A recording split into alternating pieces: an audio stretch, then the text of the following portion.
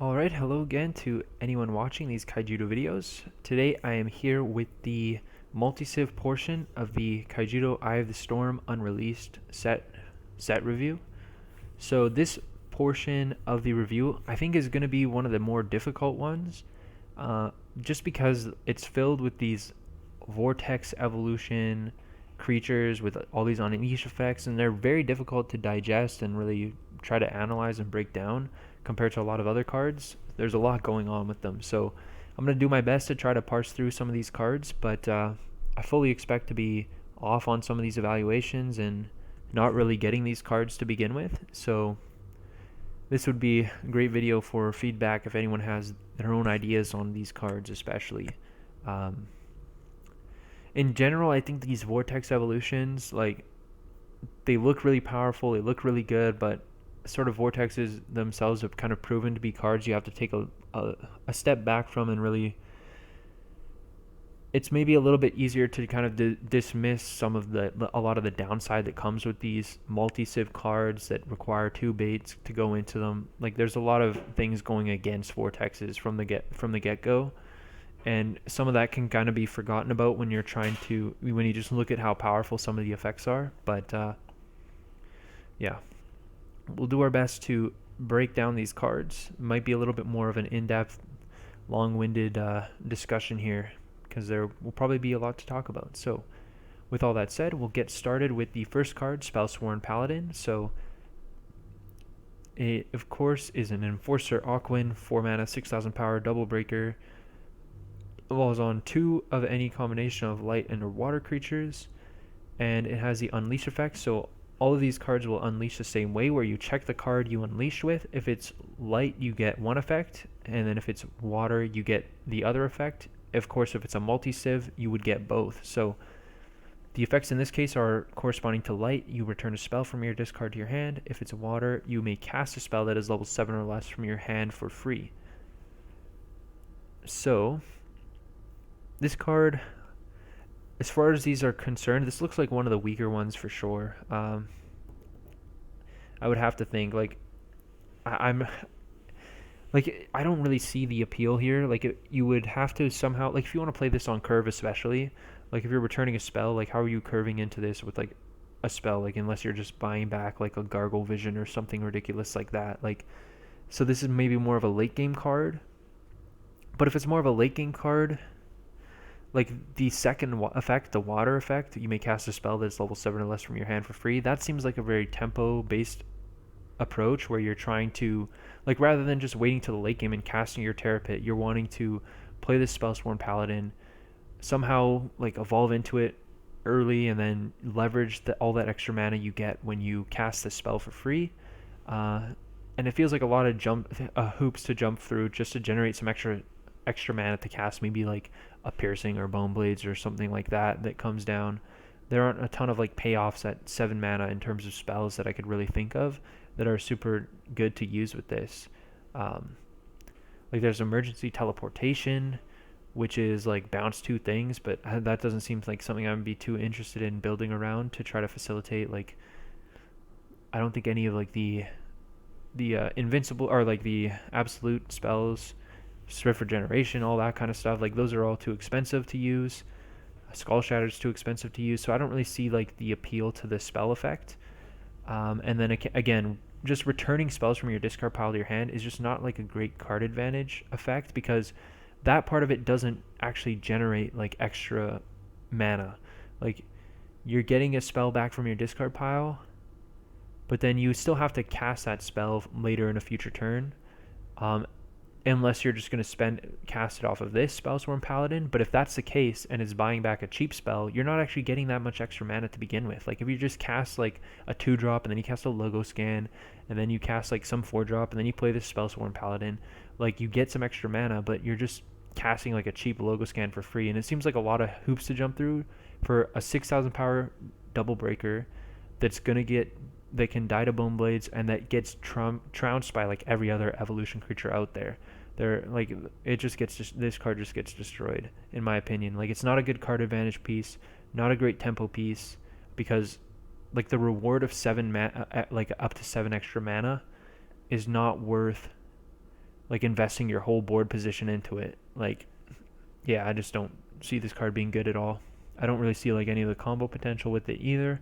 Like, maybe your opponent breaks a shield blast early, and that gets you like an more expensive shield blast into your discard pile that you can buy back and bring out. But yeah, I just don't see like this kind of super spell based deck that's trying to also play this Vortex Evolution. Kind of tough to navigate there, and not really anything super powerful. Like a card like Crotork does the same thing, where like you're trying to leverage like all these spells and um, all these spells and creatures to be bait for Crotork at the same time. But the difference there is like Crotork generates like a bunch of free mana and a bunch of free cards and a bunch of value in a much cooler way at the very least.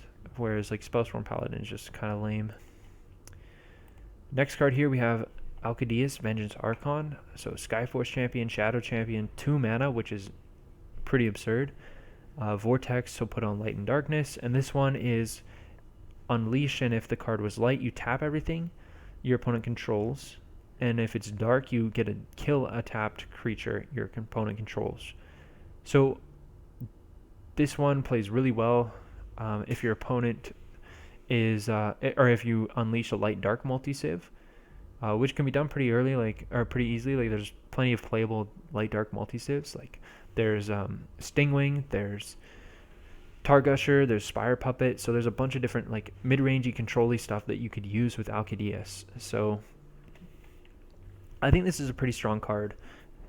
Despite being a Vortex Evolution, the fact that it's 2 mana just makes it super easy to land in the same turn, because a lot of these Vortex you need to untap with 2 creatures in play that you want to evolve on to land them, which can be really difficult to do in a lot of these like more aggressive metagames filled with interactive tools like Piercing and Bone Blades and all those kinds of cards. But in the face of but with a 2 mana Vortex, like you can just have one creature. Like you could have a Targusher sitting in play, or some other thing sitting in play like a Gloom Hollow, and then you can just drop like Stingwing plus Alcadius, and you can play this on curve on turn 4. Even if your opponent's like remove one of your blockers, like even if you've had to trade off with like a Stingwing, like maybe you can afford to trade off your Stingwing on turn 2, because you're not reliant on going Stingwing into Gloom Hollow into Alcadius, because it would be a 4 mana card. Like you can trade off the Stingwing, then play your 3-drop, and then play this plus another 2-drop in the same turn. So I think that's goes a long way in terms of leveraging this card, and it gives you that kind of like Hydra Medusa-esque creature where it's really good at mitigating like tempo plays out of your opponent, because it's like a really big swing back in your direction as this big Evo, and like a cheap one that can both attack over a creature and kill another one, which is what this card effectively does. Because like if they're attacking you, beating you down, like you can just summon this out, attack, unleash a darkness card, and then kill one of their dudes, and then kill the other one. And in a way, this almost makes up for the fact that it's a Vortex too, because like one of the things that would happen is like if it only used one bait, what you would do is like if they had 2 tap creatures, you would just kill one with the bait creature, and then you would kill one with the Alcadius that you've summoned. So you would kill 2 creatures. Now this card is a Vortex, so you have to swallow up 2 pieces of bait, but you still get to kill 2 creatures with it, which kind of mitigates some of the downside of having to be a Vortex as a defensive card. So I think because it's so cheap, it makes it super appealing. You can use it to stabilize boards again pretty well, but at the same time, I mean, the fact that it's 2 mana is just going such a long way, because you don't have to compromise the cards you've actually developed onto your board state as much as you would with other Vortexes. So I think that's what makes it so appealing to me. But I still don't know if it's like really going to be that good. Like I don't know how often this is going to line up. You can attack to tap your opponent's stuff and reach out and kill something, which is nice too. Like but you have to be getting aggressive and breaking in shields, but maybe that's fine. Like you can afford to chip in. You can afford to chip in and break some of your opponent's shields if it means like you're still just killing one of their creatures. Like if you're playing against a dragon deck, you can use this Alcadius. You can start getting aggressive, chip in for an attack, maybe reach out and kill like a Nyx by just tapping their stuff and killing a Nyx. Like that could be cool. But it's got that classic problem where it has to. It's not like Blinder Beetle Prime where it can tap something and attack it in and of itself. Like it has to attack them to tap something. And those cards, like the Shakana style effect, has like never really been that good. The difference here is like at least you don't have to jump through the extra hoop of like having another creature that has to survive through a potential shield blast to actually like kill the card that you tap. Like its effect will kill the card that it tapped for you, so that's nice. But those effects have still always kind of like underperformed because they force you to attack your opponent. So I'm not sure how much I love this card, but it's definitely worth experimenting with. I think like maybe one of the homes for it would be like the light dark Kalima deck I've experimented with for sure could be a good home, like a nice way to use this as like a mid-range card. Maybe you just like forgo Kalima, like maybe you would just play this in like a decent, like as just like a nice tool, like a 2 of maybe just to like help stabilize against aggro or something like that. But I'm not sure how much I love it. It's definitely a card that needs to be played with to see how good its effects actually are. 6,500 power is like pretty good though, like beating over Blinder Beetle Primes and Lyras and stuff like that. But I definitely wouldn't play it in like any pile control deck, right? Like it would have to be something that has fewer options going for it. Like it would have to be something akin to like the mid-rangey like Kalima deck that I had built. So not sure what the best home for it would be, but it seems like a good card. Cloudworm is a 4 mana 2,500 power Storm Patrol Rotworm. When it enters, you can tap something, and you can also choose to. You could also instead choose to return a creature from your discard pile to your hand. So interesting card because it gives you there's not a lot of cards that efficiently get creatures back from your discard pile to your hand, and it's usually even the ones that are like efficient, like Dark Return, they're just not worth the card slot. But this is like a card that's just like a nice just tapper, like just a card that can tap stuff, pick off creatures, like good in combination with other cards. But then you can also use it to as like a value card in the late game if your opponent has no targets for it, or if you just don't really want to be tapping stuff. It gives you like the duality where yeah, so I think this card's good. It's got a lot of good stuff going for it. My hesitation would be I just like don't know if it's actually worth putting in a deck. Like I don't know if I'd actually go so far as to put this in a pile control deck. Like I feel like I'd rather just look for better interaction. Like maybe it's good because it either pairs really well with an Aqua Strider or it could be used to bring back an Aqua Strider that died. So it seems like decent, but I don't know if I feel like more likely than not, if I can afford to play a multi-civ and afford to play a 4-drop, I'd rather just play something like Spire Puppet in that spot. Like I feel like Spire Puppet's a better card than this, because it does a little more of a unique effect that other cards can't do as well. Whereas like Cloudworm, there's better options or different options for removal that aren't conditional on having a creature that's bigger than my opponent's. It could be like an option for like Lightwater Dark Tempo where you can like it pairs well with like Strider and Lost Patrol, and then you can buy back creatures that have died. Like if your opponent's found a way to kill your Cyber Scamp, you could bring that back. If they found a way to kill your Keeper Laws, like it can be a +1 creature that has some utility in the aggro matchups as well. But those decks are like those Lightwater Dark Tempo decks are also usually full of multi-civs. So I'm not sure. Like this card has a ton going for it, like a bunch of great abilities, but I just don't know how often I actually end up putting this card in my deck. Like I don't feel like I feel like it's just like not like filling any crucial roles for me. So maybe I'm off on that, but I'm not actually in love with the card. Like the words are all good on it, but I'm not a huge fan overall. Glorious Inferno Dragon is next. So this one is just kind of crazy. Like 7 mana, Skyforce Champion Armor Dragon. Triple Breaker, so it breaks a ton of shields. You unleash. If it's light, all your creatures get plus 3,000 and untap at the end of the turn. And if it's fire, you banish all your opponent's creatures that have blocker. So, as a way to just like brute force a win through, this card could be like really strong. Just blow up all your opponent's blockers. Like if there ever was like a blocker heavy metagame, like maybe this card is like a better card to play than something like Blaze Helix, where you can just play this. It's bigger than Andromeda's, and you can just like blow up havens and stuff like that. Like maybe this card could be an option at the top end, but like an extra multi-civ. I mean, it's a fire mana, which is good for dragon decks.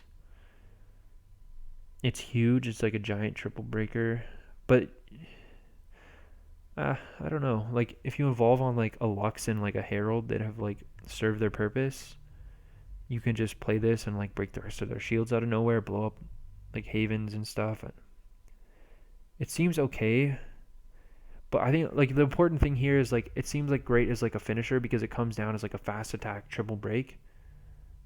But like it only breaks one more shield than your board position already could have broken. So you really need to be like banishing all your opponent's creatures that have blocker. But maybe I would just rather play like Blaze Helix, which is a card I'm not even a fan of already. For that duty, if I really cared about blockers or if I really wanted to, but that like Blaze Helix also pairs well with Herald. Or I could just play Stormspark Blast, which is a great shield blast and better in a lot of other spots. Like, I don't know if I'm really in love with this card. Seems like it does a lot, but as like a finisher, but I feel like I'd rather just play better cards, better standalone cards. Like this is one that has a ton of going for it and like looks really powerful, but like the Vortex, I feel like the Vortex ability is just like too much of a downside on this as a closer. Like there's just better closers at that point. The untap effect is nice too, but don't know how like relevant that really is. Because like ideally you're trying to win the game the turn this is played, or something like that. Like it shouldn't really matter whether your stuff is tapped or untapped. So the next card here, Lightning Legionnaire. So this card is a 3 mana 1500 power. Another one of these cards that has a bunch of good words. Like you can enters a battle zone, you choose either it gets fast attack, or you can untap one of your creatures at the end of the turn. So this card definitely a consideration for Firelight Rush. So off the hop, I think it's worse than Jet Thrust Starter for sure. Like just a multi-civ is worse than just a 3 mana 1000 power fast attack all the time, even though it has this extra ability to untap something. That's not really the key thing going on here. The main thing is just an extra fast attack body. So when it comes to that, like I've talked in my Firelight Rush deck profile a lot about how like the multi-civ count is really something you have to manage as a rush deck. So if I'm playing this card, I'd probably have to sacrifice Metal Max, which maybe is like a change I'm willing to make. But at the same time, I also have to like I'm already full of 3-drops. Like Wildfire Valkyrie and Jet Thrust Starter I'm not cutting. And I'm only really playing, like my builds have only really played like 1 to 2 Blinder Beetles as like the extra 3-drop. And that card serves like a more specific purpose that other cards don't really do as well. Like answering stuff like Grudge Weaver and Gloom Hollow with a creature can be nice, so you don't always have to take a turn off to Comet Missile the Gloom Hollow or something like that. Like you can develop your board while removing it. Like I've liked Blinder Beetle for those spots. Lightning Legionnaire kind of does the exact same thing as Blinder Beetle as like an extra creature against Gloom Hollow, but not as good against Grudge Weaver. So I like the option of a card like Blinder Beetle, and I'm not sure like I want to go up to a full 9 3-drops to play Lightning Legionnaire, and I don't know if I want to like just make the swap of those 1 to 2 Blinder Beetles for this Lightning Legionnaire either. Like I kind of like maybe it's better than Blinder Beetle overall. So I could see making that change, but I'm not even sure if I would like this card more than like with already 6 better like cards to include in my deck as fast attacks at 3 mana. Like maybe like I don't know if I would want to sacrifice the more unique effect that comes out of Blinder Beetle and downgrade my Metal Max to another 2-drop, because I've come to really like Metal Max and what it offers against like in terms of like mitigating Shield Blast creatures, being a big hard to kill creature in the middle game as well, or in the early game as well. Like I really like Metal Max as my multi-civ in Firelight Rush. I talked too in that deck profile about how like the downside of these these multi-civs is a lot lower when the multi-civs are creatures that you're generally just going to be always casting on the early turns, like turn 2 and probably turn 3 as well. So there's less of a downside, but I just think I don't know if Lightning Legionnaire really makes the cut. It looks like a really good card, but it could easily make the cut. It's definitely worth considering, but not sold on it entirely. Like, I don't think it's an auto include into Firelight Rush by any means. General Marnik here is 4 mana, 7,000 power, light nature, so great civilization, Enforcer Beastkin, and Double Breaker. And Unleash, if the card's light, cast a spell from your discard for free, and then put that spell on the bottom of your deck. If the card was nature, reveal all cards from the top of your deck until you reveal a non-evolution creature and put that creature in the battle zone. So no restriction on the creature you can put on in terms of mana cost. So just a super powerful card. I think this is one of the better vortexes in this, just because the effect of just summoning out an extra creature when it attacks is just so powerful, because not only can you spike like a giant creature, but it just does a great job of recovering the bait. Like you get to evolve into like your Double Breaker Evo, and it takes 2 bait to do it, but you replace one of them with a creature that comes off of it. So you're only taking 1 bait, but you do lose like that attacker for the turn, right? Because I mean, you don't even lose the attacker. Like General Marnik just replaces the attacker, because you're like, either way, like whether or not you evolve, you're breaking 2 shields. So it just turns it into a different form of breaking those 2 shields. So that's totally fine. And then you still like develop your board presence a bit, because you keep this big threat in play that threatens to maybe put another body into play the next turn, and then you also get an extra creature. And then of course if you hit like a giant bomb off Marnik, it's just absurd. So I think like the floor is pretty high on this card, or high enough coming from like a Vortex Evolution creature. And then the ceiling is absurd. The spell effect is harder to utilize, but you can just cast a spell from your discard pile, so you get a bunch. You can maybe get mana out of that, but I feel like that's a lot less likely to be used. But I mean, you could even just like, you can play a low creature count, more spell heavy deck too, and then you can get use out of that in either direction. And then like maybe if you slot this into like a pile style deck like that, like you can evolve it on your blockers if you want to, and then it can have a good chance of hitting like either a giant creature or another blocker, which isn't the best, but like the fact that it has that, you can take multiple cracks at that effect. Like if you're unleashing Full Metal Lemons, you could dig for like Havens, and then worst case you can just double cast a Crystal Memory. But I don't think that it's really getting the nod there, just because like you need to have, there's just not going to be enough nature creatures in the pile decks, and like there's not going to be enough creatures in general to really consistently line this card up in that kind of deck, in my opinion. I don't know. It could be used in an interesting way though, where like traditionally you just wouldn't play your blockers in the control mirror, but you could decide like you could just play Strider, play Lemon, and then play Marnik. So you could take like an aggressive approach to the mirror matches and just try to use Marnik to like cheat out a Monarch or like a big creature early. So that could be like a weird way to approach like the mirror, but don't really think it really gets there for me in those types of archetypes.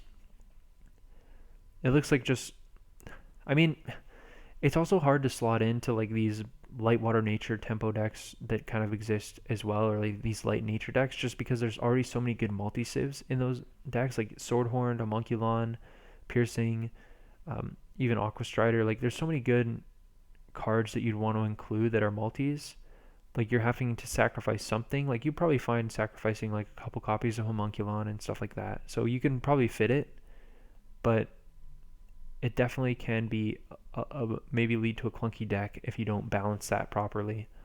But this card overall, I don't know the perfect home for it, but I mean, it's definitely a really cool card. Like you can play it as just like a good solid evolution creature, or you could even play it as just abuse it, like I did with my kind of the Marnik deck I showed on the channel in a few matches earlier, where I was just trying to turbo out a Marnik, and then just my deck was like more than half like just giant bomb creatures to drop into play with it. And then I felt like that deck was like a really cool sort of not super competitive, but or not very competitive at all, to be honest. But just like a cool way to abuse this card. So there's lots of different ways to play with Marnik, and I think it's like a super powerful card. Rammus the Dustwalker, even larger at 8,000 power, level 4, Cyberlord Shadow Champion. Goes on water or darkness, and you can unleash. If it's water, you draw 2, then discard. And if it's darkness, you can put a non-evolution creature that is level 5 or less from your discard pile into the battle zone. So this card is pretty sweet as well. So compared to something like the Spellsworn Paladin from earlier, like this card, it gets you extra mana, but the extra mana comes in the form of a creature, which is like a lot more effective. Like you want to be building out your board presence, like with Marnik as well. Like you want to be building out your board presence when you're sacrificing like your board state to play this this attacking, unleashing evolution. Like you don't want to just be spending some mana to maybe cast a spell or like get back a spell from your graveyard. You want to be like developing your board presence, going wider after making this big solitary threat. And I think this card seems really good for that. Like you can use it as a card advantage tool where it's just like a big neuron type effect, or you can use it to just summon out cool cards. Like you can just draw a couple of discard, summon out a Master Trader. You can summon out like a Rusalka, a Psychic Predator Rusalka. Like you could just use disruptive cards like that. There's a lot of options. So I think this card is pretty strong. I don't know if there's like a great home for it. I don't think like maybe a Blurple deck that wants to play this card, but I don't know if there's like a perfect home for it. Yeah, I'm not sure. I don't think it's like too great of a card overall. I think the decks that play it would probably be a little underwhelming. Like you'd want to be playing some like kind of water dark, like Blurple style tempo, aggressive, kind of evolution based beatdown deck, but it's going to be a little on the slower side for today's metagame in the open format. Just kind of competing with that deck. Like Blurple got pushed out for a reason, so I don't really think these Rammus decks would compete either, but it's definitely a cool card to experiment with. Next up would be Cybermech. So this card enters the battle zone, draw a card, which is a fine floor, but I mean it's basically a Hydro Spy that's a multi-civ, so pretty underwhelming. And then you can also choose one of your creatures to give it powerful attack 3000. So maybe you get your card back by letting one of your creatures kill something of theirs. So that's like another route you could go to try to get that extra resource or out of your opponent. So, I mean, a decent card, but not really something I'm looking to play in any decks, to be honest. I just don't find this card very appealing. So the next card here, we have Nivirex the Unquenchable. So this card is pretty weird. Like another Vortex, so 11,000 power, double breaker. If the card is water, your creatures can't be blocked. So you can just, similar to the fire guy from earlier, you can just like invalidate your opponent's blockers. And then if it's fire, your creatures get power attack 5,000 and then break an extra shield, which is just not really like an effect. So it can be like a triple breaker because of that. But like, again, like this card is like trying to leverage like a huge board state by just like giving everything unblockable, letting everything break a bunch of shields. But you have to put a fair amount of your board state into this card to use it to begin with. So I feel like as a finisher, this card is just like worse than the other dragon, to be honest. Like I prefer just like banishing all my opponent's blocker. Like actually, I mean maybe this card is better. To be honest, actually, like if you're not winning the turn, that you might as well just play this. It's cheaper. The rest of your creatures break multiple shields. Like maybe this is a better closer than the other one. Like I'd rather just like kill them that turn rather than just like blowing up their havens and then risking not killing them. Like I don't know, maybe it's another option, but I don't think either of them are really going to get there at the end of the day.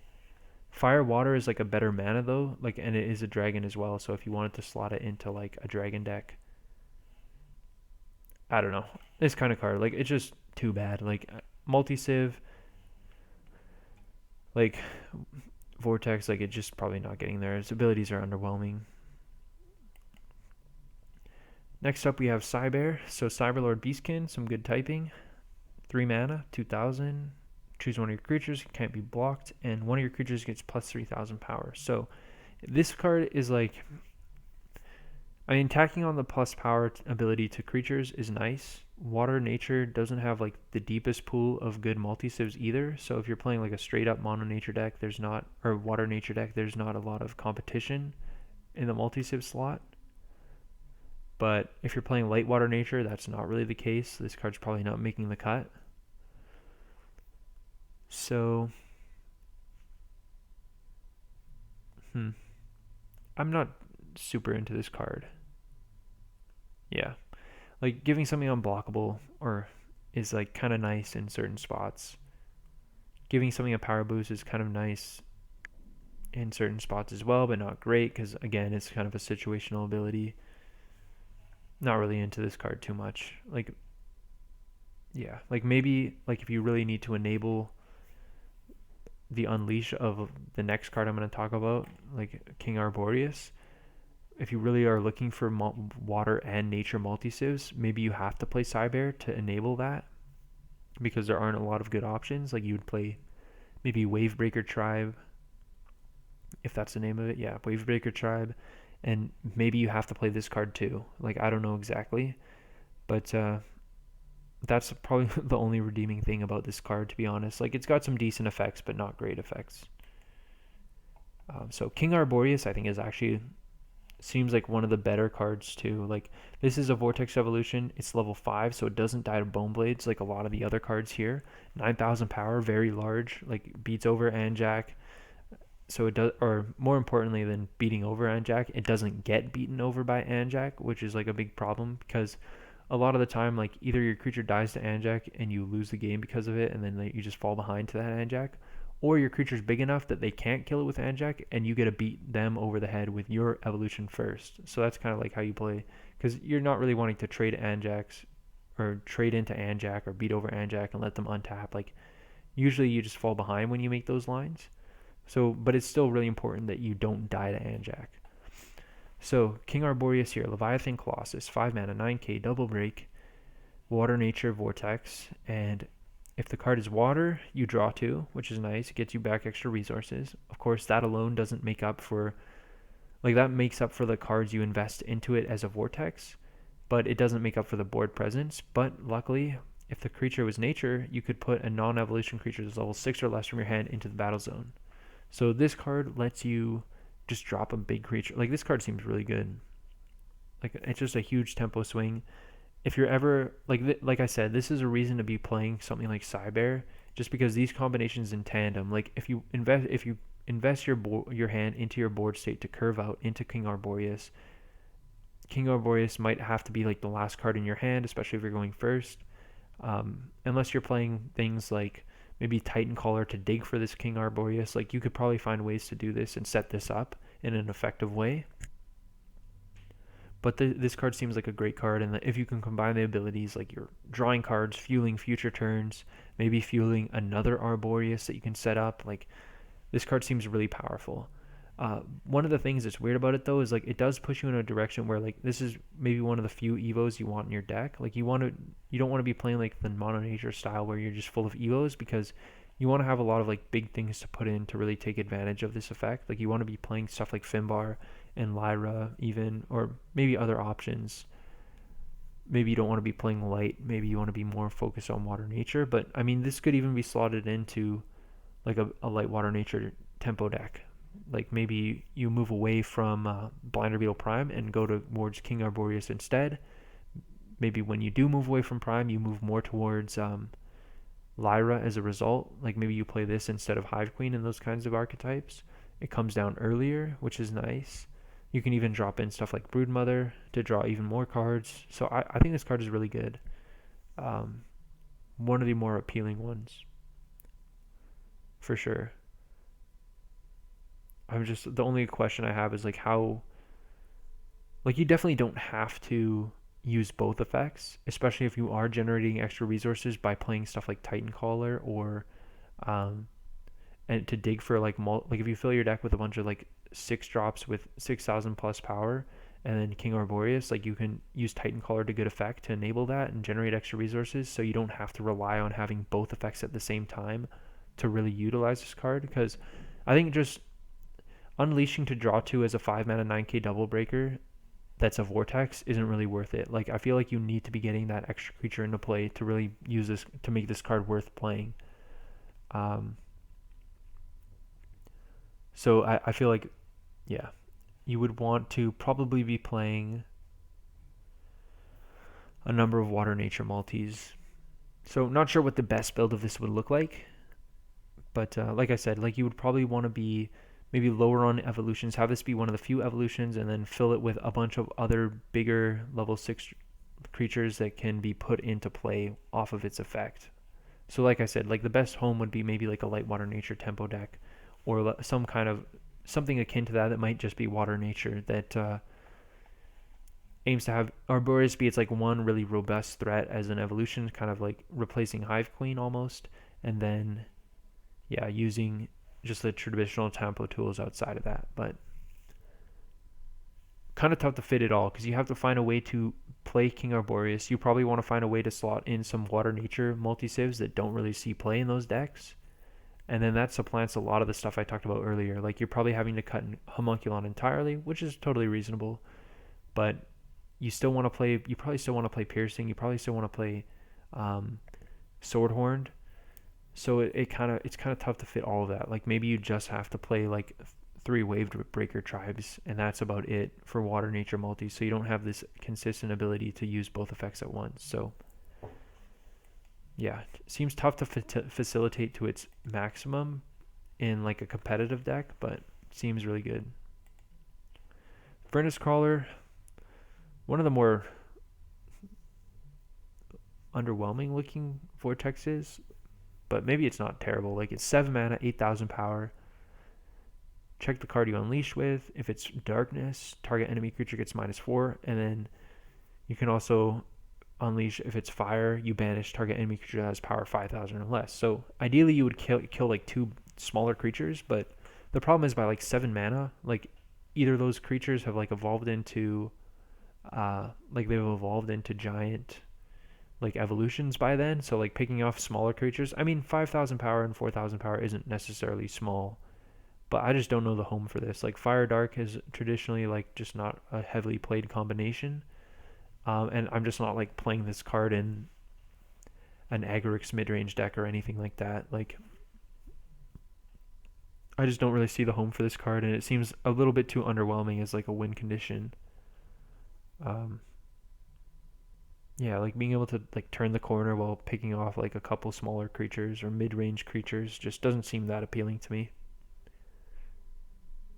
Yeah, not really. Like it can pick off 2 blockers, it can pick off 2 birds, it can pick off like a herald plus a bird or something, but doesn't really deal with any like super absurd threats, and yeah, just not really something that exciting.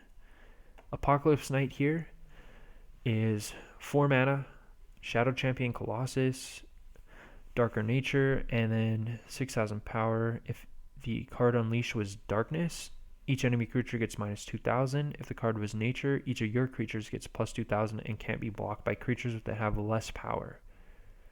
So this one is another weird one. So you can use it as like a tool to contain small creatures by just like curving into it, and then like attacking, unleashing. Like it can attack over pretty big evolutions. Like it basically attacks as a 10k. Because yeah, like it attacks as a 10k because it gives +2 and then -2 to your opponent's stuff if you can unleash a Dark Nature. But I just don't see the home for this card. Like I don't know what this card is really doing that well.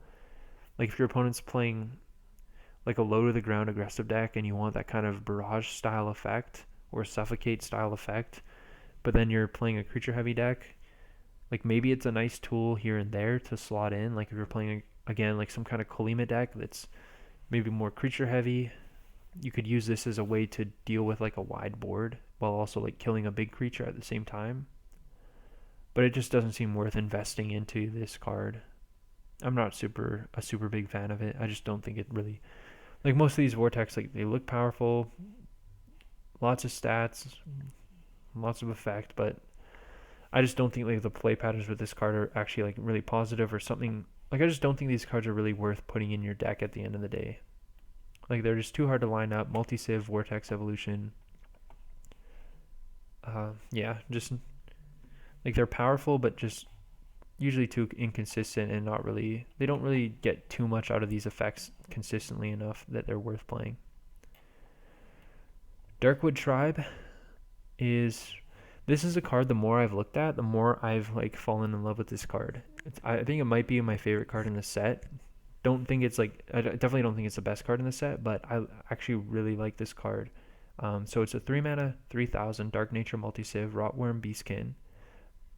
So when it enters, you can choose between two effects. Target enemy creature gets minus 1,000, and then you could also put a card from your hand into your mana zone. So I just really like this card from like the perspective of like the pile control decks, because like Cyber Scamp is such an annoying card to deal with, and this card can pick off Scamp. I think earlier in the darkness portion, I talked about that, like I think it was Unhinged Mimic or something. There was like a 5 mana 4K blocker guard that can pick off a 1,000 power creature, and I talked about how if that was like a 4 mana 3,000 guard, like it would be a card I'd consider playing. And the Darkwood Druid just came to like answer my calls, because like this card is just such an effective answer to Cyber Scamp, because like way more effective than Screeching Scaradorable, because like your opponent, and not even just Cyber Scam, like any number of 2-drops that have 1,000 power. Like if your opponent plays like if you're playing against Monofire and they for whatever reason drop like a Cliff Cutter or something like a Dracon Weaponsmith,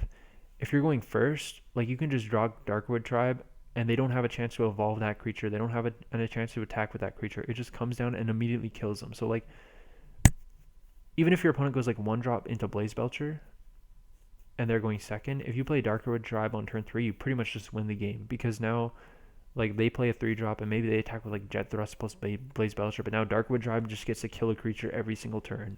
And like and then if you just Bone Blades that turn that you untap, like you just kill Bone Blades or Jet Thrust, attack over their Blaze Belcher. Now like you probably have what is it, like you have like 2 shields or maybe more, like maybe probably 2 shields, to be honest. Like if you have Strider in that hand, you just win on the spot. But like you're gonna have shields left and they have like no board, probably very little hand. So like it's just, and you have this Darkwood Tribe to answer like their creatures in play. So I just think like that card is just really backbreaking against aggressive decks when you're going first, especially because like Screeching is good when you're going first, but when you're going second, it's a little too slow at 4 mana. This card also picks off Nyx. Now I'm not sure how often you're going to want to play this card every time against dragons, but I mean it's probably worth playing if you can like pick off Nyx and then pair it with Piercing Judgment to, if they play a second bird, you can like bounce their Herald, tap their Lux, kill it if they try to play Herald. And then I just really like this card for those dealing with 1,000 power creatures. I think is really relevant. And the other piece of text on this card,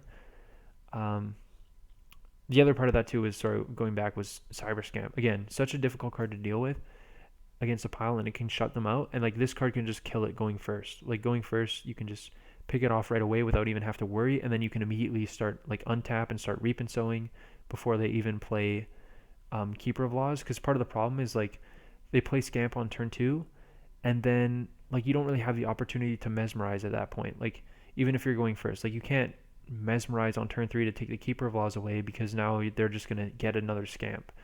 So you can't play the mesmerize, and then you can't play your Reap and Sow because they play Scamp, and then like so you can't play any of your spells, and then they just get a land their Keeper of Laws, and now you definitely can't play any of your spells. Whereas with Darkwood Tribe, like you can play it going first, kill their Cyber Scamp, then they play a 3-drop, and then you can mesmerize. It frees up your mesmerize, so you can take away their Keeper of Laws.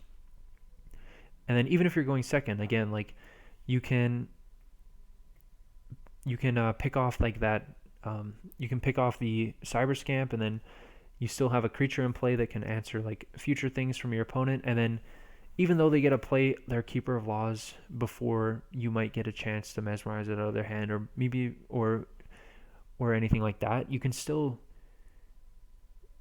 It's a lot easier to stomach like playing like a ramp spell in the face of a Keeper of Laws when it's not, you're not also summoning them an extra scamp. So it lets you play more to your game plan, frees up plays by just answering Cyber Scamp so much more quickly than something like Screeching Wood. So I really like this card for that purpose. And then the second effect gives it a lot of like modality where like it can be also just be like an extra ramp card. So it adds a little bit more to the ramp plan of the pile decks where like yeah, it's not the best ramp card, but Violet Puffer and Drifting Toadstool, like they're not unplayable cards. They've seen play in the past. Um, and Pile, if any deck's gonna make use of them, like Pile should be one of them. Where like if you're, especially if you're playing like when you want to use that half of the card, it's gonna be in the slower matchups where you're playing against like the Pile mirrors or something like that, or you're playing against other Haven ramp decks. In those kind of matchups, like those are the ones where you're looking for reverberate. You want to be the first one to reverberate, and you want to be the first one to get to Skull Shatter. And like when you are playing games where you've reverberated, like you have enough. Like the problem with this kind of ramp effect is once you run out of hand, because you're like it doesn't actually generate an extra resource for your mana zone. All it does is take a card from your hand and move it to your mana zone. So you're just changing where the resource is. You're not actually generating an extra resource. So once you run out of cards in hand, and then you end up missing a land drop, it hasn't really ramped you or generated extra mana at that point.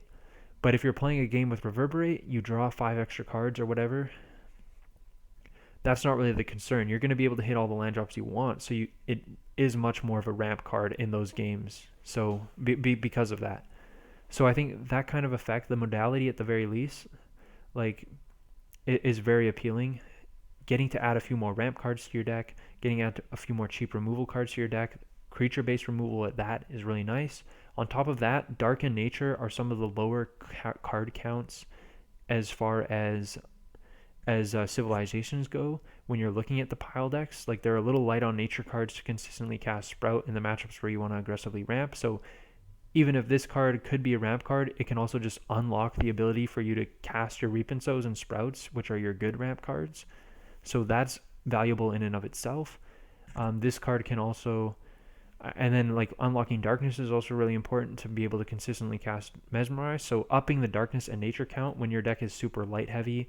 I mean darkness I think it might be actually better. I may have overstated that. Like I think the it goes like darkness, light, and then water and nature are the worst. But darkness isn't the highest count either.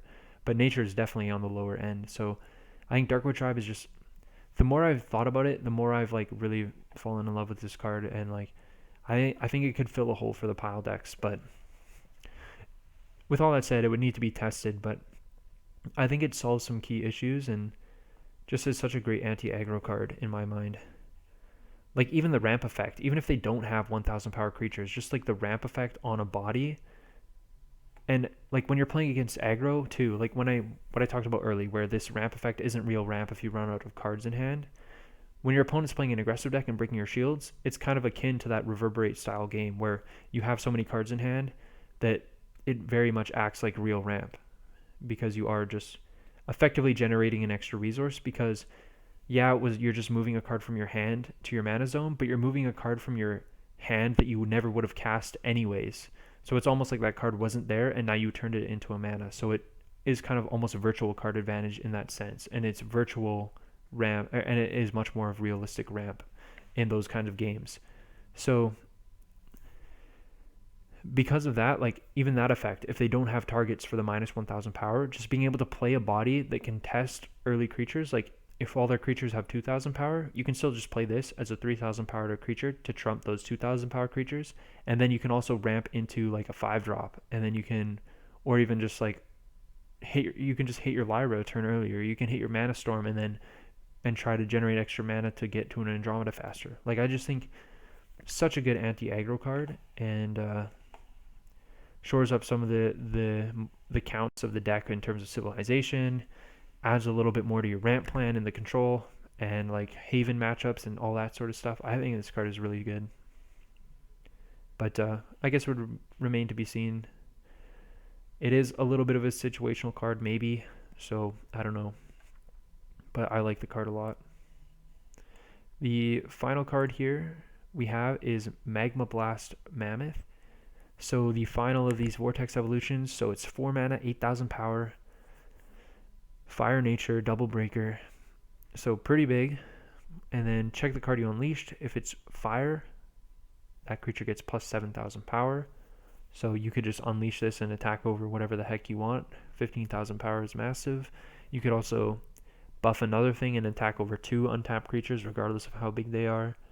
But I think the better effect here is if the card was nature, one of your creatures battles target enemy creatures. So you can just fight that something. So it could be used to kind of double kill something. If you attack a tapped creature, you can kill it. You can kill one of their other creatures, or you could just attack their face and blow up their creatures at the same time. So this card seems actually pretty good. But I mean, it's like definitely a nice card to have in some kind of like fire nature mid-rangey aggressive deck. But the problem is, like, would I really want to play this card over a more consistent thing like Bronze Arm Sabertooth if I want like a 4-mana evolution? Probably not, to be honest. Is this getting the nod over something like Andrak? Probably not, right? So I just don't think this card really makes the cut at the end of the day. But there aren't a ton of good fire nature evolutions, or sorry, fire nature multi-civs, so it's not like competing in that term in that count at all. So I feel like there's more of an opening for this card to see play than maybe even something like Marnik. Maybe that's dumb to say, but like Marnik is just competing, like the light water nature civilization combination is so competitive that it makes it harder to justify playing. But Magma Blast Mammoth, like the decks will probably be bad that it's played in, or would be more in the casual lower tier sphere. But that's the reason. So the reason this card would see play is just because it's in that lower tier. Those decks are in a lower tier because they're less competitive, and the slots in those decks are less competitive because it's all coming from the same issue where like the civilization combination is a bit underpowered compared to the rest, and so less competitive means like this card has a higher likelihood of making the cut. So I don't know. I could see it seeing play, but I don't think it's like a particularly amazing card by any means. So definitely a long-winded review, a lot to talk about. These evolutions are really tough to break down. I think my favorite of them are Marnik. I think Arboreus, just being 5 mana dodging Bone Blades. I think this card could slot in the best. Like I feel like this card is more suited to like the light water nature decks than actually Marnik is. So I like Arboreus. Darkwood Tribe I have a huge soft spot for, as I talked about in depth. Like I love this card. So I would probably think about Darkwood Tribe, Arboreus, and maybe Marnik would be my third favorite card here. I think yeah, this card is Spellstorm Paladin seems terrible. Alcadius has a lot of potential, but it seems kind of harder to envision. Maybe it's just better than all the other cards. But I'm not totally sold on it. Cloudworm has a lot of good text for it, but like unlike Darkwood Tribe, I don't see like the use cases for this card being as like necessary. Like Darkwood Tribe I like so much because it solves like specific issues that certain decks will have, whereas Cloudworm just has like a bunch of good text, but I don't really know if it's like something I'm really looking to go out of my way to include to solve specific problems. So a good card, but not a huge fan of. Glorious Inferno Dragon, kind of solid like finisher, but I don't think it's like really a consistently good performing card that I want to put in my deck. Lightning Legionnaire, definitely worth considering for Firelight Rush. I don't think it's a slam dunk inclusion, but yeah. The multi-civ, I would have to make some changes. Like if I determine it's better than Blinder Beetle, then I could make that change, but then I would probably cut my metal maxes. So not really sure if it's worth the inclusion, but it's definitely a powerful card worth considering. General Marnik, awesome card because it's like just a powerful generic light nature evolution if you want to be playing like a light nature evolution beatdown deck. And then also just a really fun card to build around in like the kind of exploit the almost bottle of wishes style effect where you can just spin the wheel and hope to drop a giant thing off of Marnik. So really cool card to consider. Rammus, awesome build around, but I think a little more underpowered just because of the nature of the civilizations that it belongs to and some of the limitations on its ability compared to something like Marnik, which has the virtue of being a light nature card, which is better civilizations and less restriction on how you can use it. This card's underwhelming. This card's kind of dull. This card's a little bit dull, but maybe it could find use cases to enable this guy, who I think is really powerful. Furnace Crawler just doesn't really do anything I care about. Apocalypse Knight also just not really anything I care about. And Battle Mammoth, one of the, probably in the upper tier, but not really a super exciting card. So again, my favorite cards here are Darkwood Tribe, King Arboreus, and probably Marnik would be like, but we would be the other one. Although Legionnaire and Cloudworm and Alcadius are some other just like totally reasonable cards. So definitely a lot to talk about here. These multi-civs, like I said at the onset, these multi-civ vortex creatures with tons of weird abilities that happen at different times and have multiple uses, and there's just so much to digest with these cards that I don't think I have like, all my takes are probably incredibly uninformed and incredibly ill-conceived without actually playing with many of these cards. So I would love to hear feedback on what anyone out there thinks of these cards, what they think are the best, what they thought about some of my analysis. So as always, thank you for watching, and stay tuned for the final video where I will cover the super rares and do a top 10 list of my favorite cards that I've seen from the set at the same time. So as always, thanks for watching, and we'll see you in the next one. Bye.